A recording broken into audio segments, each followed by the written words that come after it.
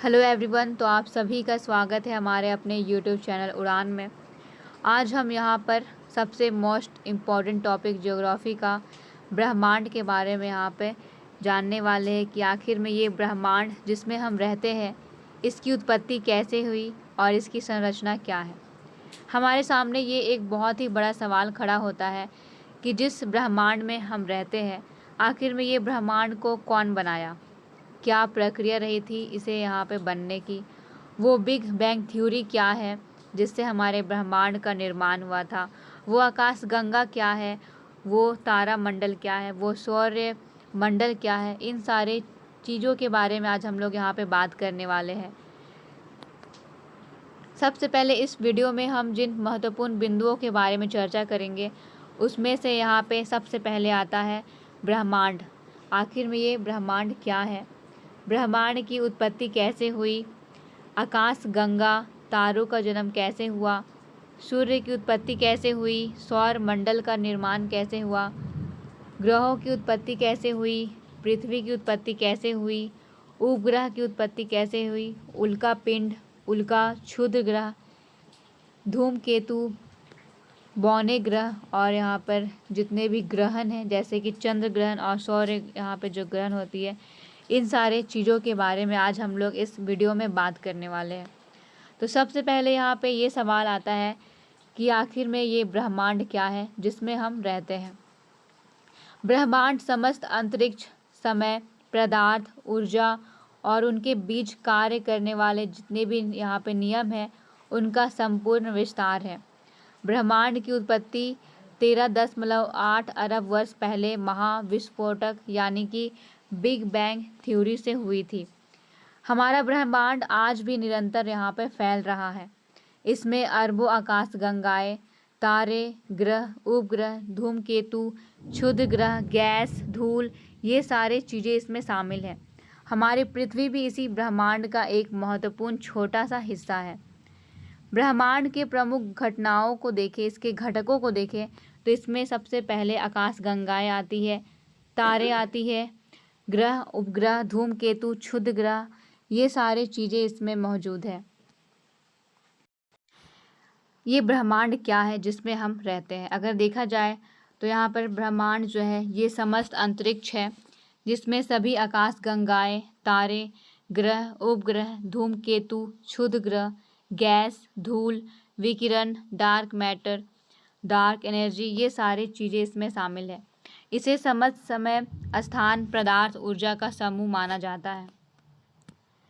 विशेषताओं के रूप में देखा जाए तो ब्रह्मांड की आयु लगभग 13.8 अरब वर्ष है।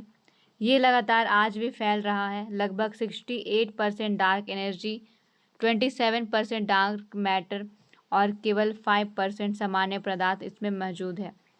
ब्रह्मांड का वास्तविक आकार अभी तक ज्ञात नहीं किया गया है कि आखिर में हमारा ब्रह्मांड कैसा दिखता है, किस आकार का है। ब्रह्मांड की उत्पत्ति के रूप में देखा जाए तो इसमें जो बिग बैंग थ्योरी है इसे यहाँ पे सबसे ज़्यादा सर्वश्रेष्ठ माना गया है। लगभग 13.8 अरब वर्ष पहले पूरा ब्रह्मांड अत्यंत गर्म एवं सघन अवस्था में मौजूद था। अचानक अत्यधिक तीव्र विस्तार हुआ जिसे बिग बैंग थ्योरी कहा गया। तापमान कम होने के कारण मूलभूत कण यहाँ पे बनने लगे थे। हाइड्रोजन और हीलियम गैसों का निर्माण हुआ। इन गैसों से तारों का निर्माण हुआ, फिर तारों से आकाश गंगाएं बनी और बाद में हमारा ग्रह और सौर मंडल का निर्माण हुआ। आखिर में जिस आकाश गंगा में हम रहते हैं, मिल्की वे जिसे कहा जाता है, ये क्या है? आकाश गंगा करोड़ों तारों, गैस, धूल तथा डार्क मैटर का एक विशाल समूह है। जैसे कि देखा जाए यहाँ पे डायग्राम, इस डायग्राम में हम देख सकते हैं हमारे आकाश गंगाएं जो है वे कैसे दिखाई देती है। तारों, गैस, धूल, डार्क मैटर का विशाल समूह इस आकाश गंगा में यहाँ पे मौजूद है। हमारी आकाश गंगा का नाम मिल्की वे है। इसमें लगभग जो है 100 से लेके 400 अरब तारे इसमें मौजूद है। सर्पिल आकार की आकाश गंगा यहाँ पर लगभग देखा जाए तो इसमें 100 से लेके 400 अरब तारे इसमें मौजूद है। व्यास लगभग 1 लाख प्रकाश वर्ष है सूर्य ओरिजन भुजा में स्थित यहाँ पर दिखाई देता है। अब हमारा दूसरा यहाँ पे टॉपिक है तारा।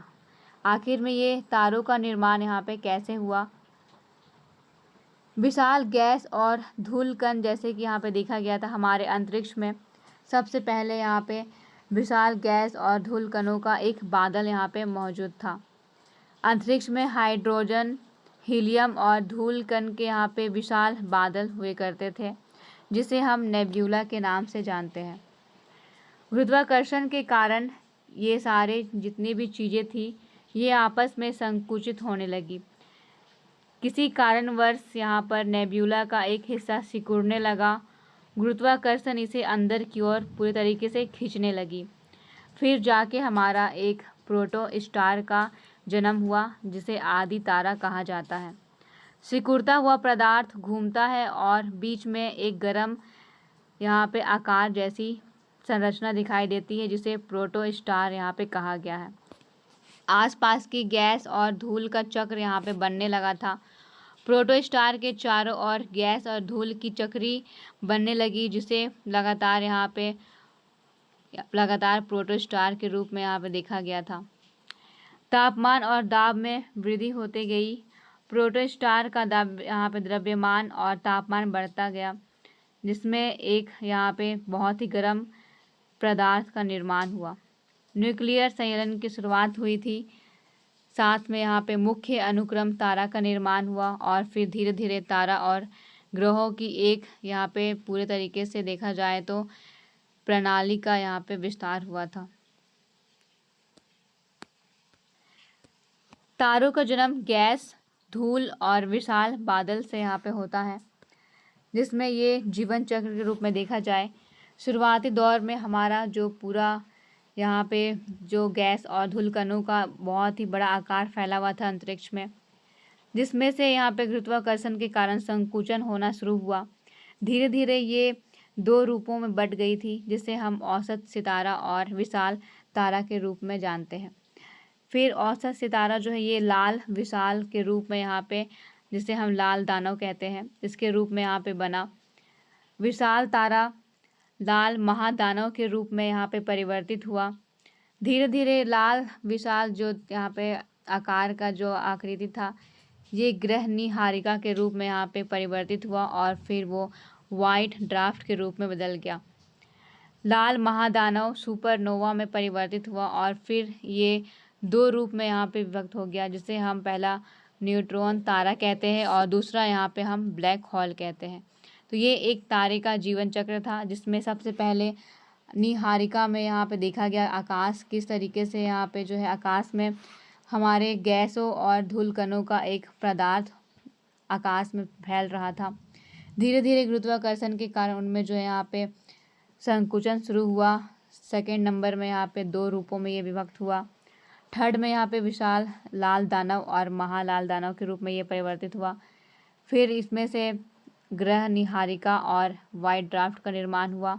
सुपरनोवा और ब्लैक होल न्यूट्रॉन तारा का निर्माण हुआ। प्रक्रियाओं में यहाँ पर देखा जाए तो गैस एवं धूल कण का बादल सबसे पहले मौजूद होता है।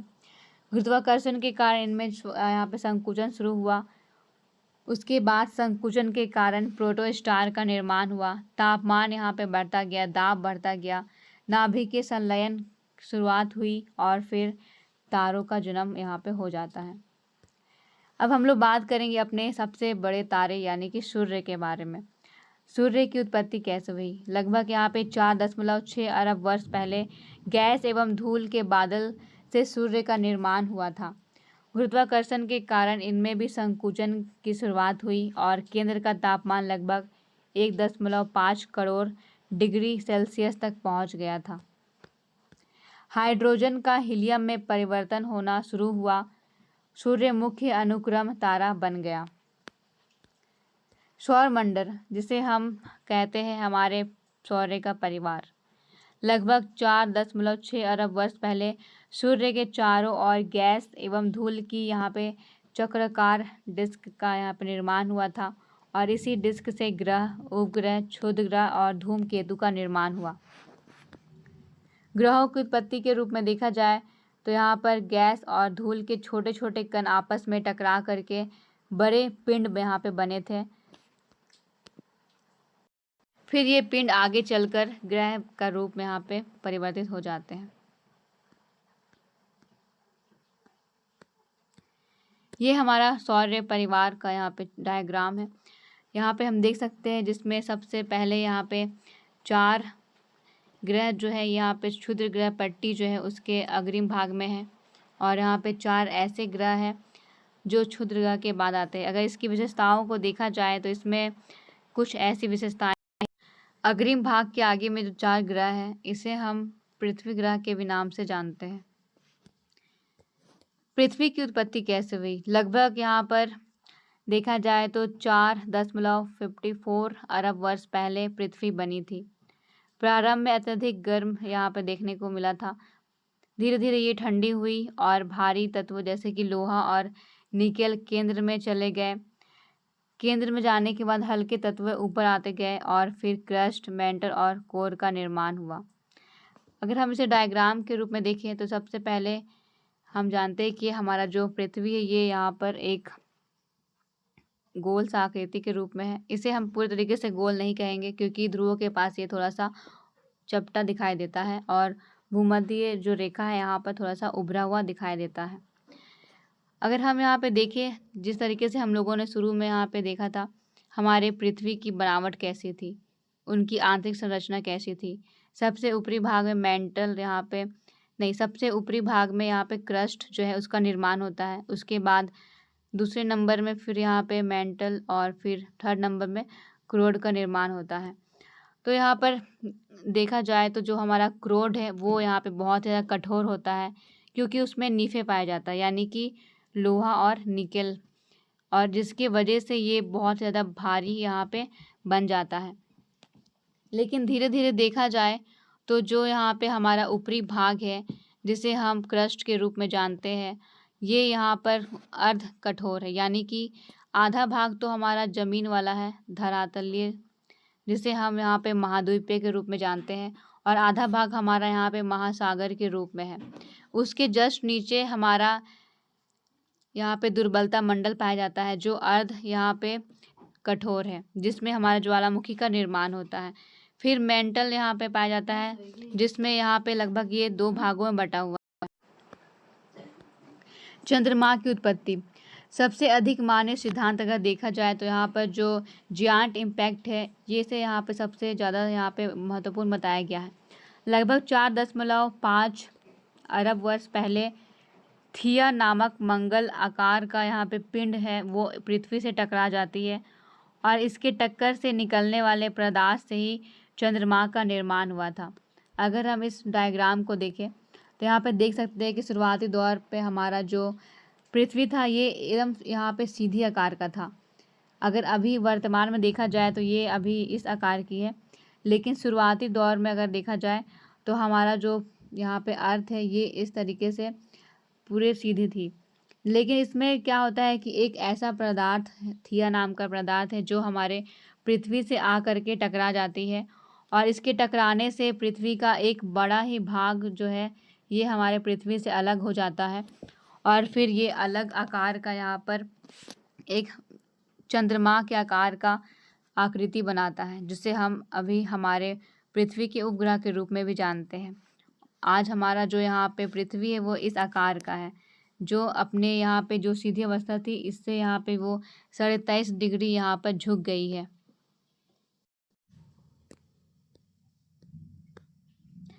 उल्का पिंड। जो अंतरिक्षीय पिंड पृथ्वी की सतह तक पहुँच जाता है उसे हम उल्का पिंड कहते हैं। इसके प्रकार पृथ्वीरा होती है, लौह और यहाँ पे साथ में कुछ मिश्रित पदार्थ पाई जाती है। ये वही उल्का पिंड है जिसे हम टूटता हुआ तारा कहते हैं। उल्का। जब कोई अंतरिक्षीय पिंड पृथ्वी के वायुमंडल में प्रवेश करके जलने लगता है तो उसे हम उल्का कहते हैं। इसे सामान्य भाषा में हम टूटता हुआ तारा भी कहते हैं। यहाँ पे देखा जाए तो ये जो उल्का पिंड है इसे हम टूटता हुआ तारा नहीं कहते हैं, बल्कि ये यहाँ पर धरती में मौजूद, ये धरती की सतह पर जब पहुँच जाता है तब इसे हम उल्का पिंड कहते हैं। लेकिन टूटा हुआ तारा जो है हम उल्का को कहते हैं, जब ये अंतरिक्ष में ही जलते हुए यहाँ पे वायुमंडल में प्रवेश करता है। तो यहाँ पे टूटा हुआ तारा हम उल्का को कहते हैं, ये सही है। क्षुद्र ग्रह। क्षुद्र ग्रह छोटे चट्टानी पिंड है जो मुख्यतः मंगल और बृहस्पति के बीच में स्थित है। क्षुद्र ग्रह घेरे में पाए जाते हैं। अगर देखा जाए यहाँ पर डायग्राम के रूप में अगर हम यहाँ पे बात करें तो सबसे पहले इस डायग्राम में हम देख सकते हैं जहाँ पे ये जो पट्टी दिखाई दे रही है, ये वाली, यहाँ पे जो 4 ग्रह के बाद ये जो यहाँ पे पट्टी है, इस पट्टी को ही हम क्षुद्र ग्रह कहते हैं, जिसमें यहाँ पे अनेक छोटे छोटे टुकड़े पाए जाते हैं। यहाँ पे बाहरी भाग में भी ये मौजूद है।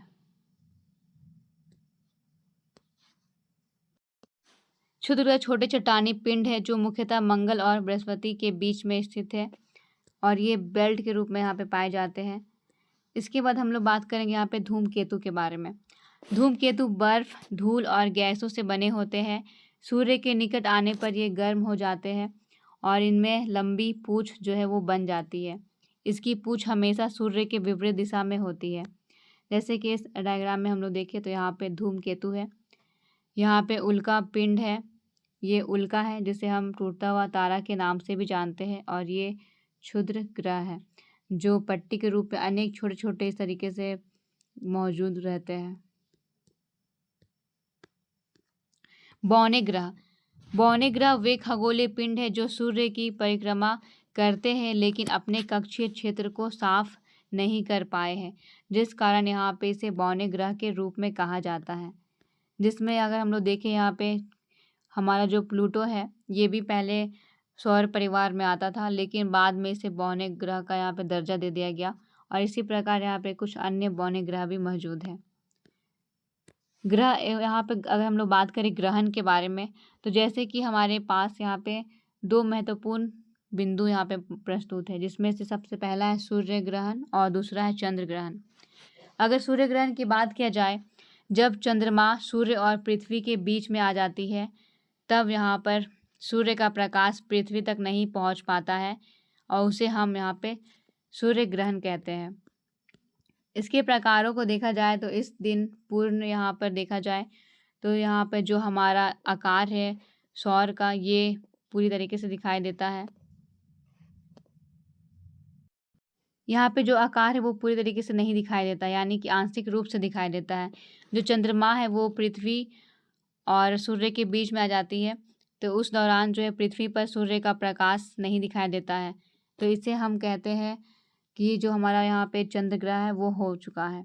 और इसमें यहाँ पे वलय आकार की आकृति भी देखने को मिलती है, जिसमें जो है ये एक रिंग की भांति हमें दिखाई देता है। चंद्र ग्रहण। जब सूर्य यहाँ पर जो है पृथ्वी, सूर्य और चंद्रमा के जब बीच में आ जाती है, जब हमारा यहाँ पे जैसे कि सूर्य है और उसके बीच में हमारी पृथ्वी अगर आ जाती है, चंद्रमा यहाँ पे है, तो उस दौरान जो है हम यहाँ पे कह सकते हैं कि पृथ्वी की छाया चंद्रमा पर पड़ती है और फिर हमारा चंद्र ग्रहण यहाँ पे होता है। अगर हम इसके प्रकारों को देखें तो इस दिन यहाँ पे जो है उपछाया का भी निर्माण होता है। इस डायग्राम में हम देख सकते हैं जैसे कि सूर्य ग्रहण की स्थिति क्या है। जब यहाँ पे सूर्य और पृथ्वी के बीच में जब चंद्रमा आ जाती है तब यहाँ पर जो है सूर्य ग्रहण लगता है। इसमें 2 तरीके का यहाँ पे छाया देखने को मिलता है। जैसे कि यहाँ पे देखा जाए जिस भाग में पूरी तरीके से छाया दिखाई देता है तो उस भाग को हम कहते हैं पूर्ण छाया, यानी कि पूर्ण सूर्य ग्रहण दिखाई देता है। लेकिन जब वैसे क्षेत्र जहाँ पे सूर्य का प्रकाश जो है यहाँ पे पहुँच नहीं पाता इस वाले इलाके में, तो इसे हम यहाँ पे कह सकते हैं उपछाया क्षेत्र, यानी कि आंशिक सूर्य ग्रहण। अगर सूर्य ग्रहण लगता है तो उस दौरान पूरे पृथ्वी पे सारे देशों में यहाँ पे ग्रहण को नहीं दिखाई देता है। इसका कारण है उपछाया और यहाँ पे पूर्ण छाया का वजह। जिस इलाके में उपछाया की स्थिति होती है उस इलाके में आंशिक सूर्य ग्रहण दिखाई देता है, लेकिन जहाँ पे पूर्ण छाया की स्थिति आती है वहाँ पे पूरा सूर्य ग्रहण दिखाई देता है। दूसरा है यहाँ पे चंद्र ग्रहण। अगर हम चंद्र ग्रहण की बात करें, जब हमारा पृथ्वी, सूर्य और यहाँ पर चंद्रमा के बीच में आ जाती है, तब हम यहाँ पे कह सकते हैं कि हमारे पृथ्वी का जो परछाई है वो चंद्रमा पे जा रहा है और उस स्थिति में चंद्र ग्रहण यहाँ पे आती है। इसमें भी दो यहाँ पे बातें बहुत ही महत्वपूर्ण हैं, उपछाया और पूर्ण छाया। जब यहाँ पर पूर्ण चंद्र ग्रहण होता है तो उस स्थिति को हम पूर्ण छाया कहते हैं, और जब यहाँ पे आंशिक चंद्र ग्रहण की स्थिति होता है तब उसे हम उपछाया कहते हैं। तो इस तरीके से ये हमारा यहाँ पे चंद्र ग्रहण और सूर्य ग्रहण का यहाँ पे बहुत ही महत्वपूर्ण टॉपिक था। तो इस तरीके से हमारी पृथ्वी से जुड़े हुए या फिर जितने भी महत्वपूर्ण यहाँ पे जितने भी टॉपिक्स हैं, उन सारे टॉपिक्स को कवर करने के लिए आप हमारे चैनल को लाइक कर सकते हैं, सब्सक्राइब कर सकते हैं और साथ में बेल आइकन को प्रेस कर सकते हैं। यहाँ पर हम यूपीएससी और जितने भी स्टेट पीसीएस के एग्ज़ाम हैं, उन सारे चीज़ों से यहाँ पे संबंधित जितने भी इम्पोर्टेंट टॉपिक हैं, उनसे जुड़ी हुई यहाँ पे जितने भी हो सके हम सारी चीज़ों को इसमें कवर करेंगे। इसमें हम हिस्ट्री, पॉलिटी, ज्योग्राफी, धीरे धीरे इसमें और भी सब्जेक्ट ऐड होते हुए आएगी। Thank you.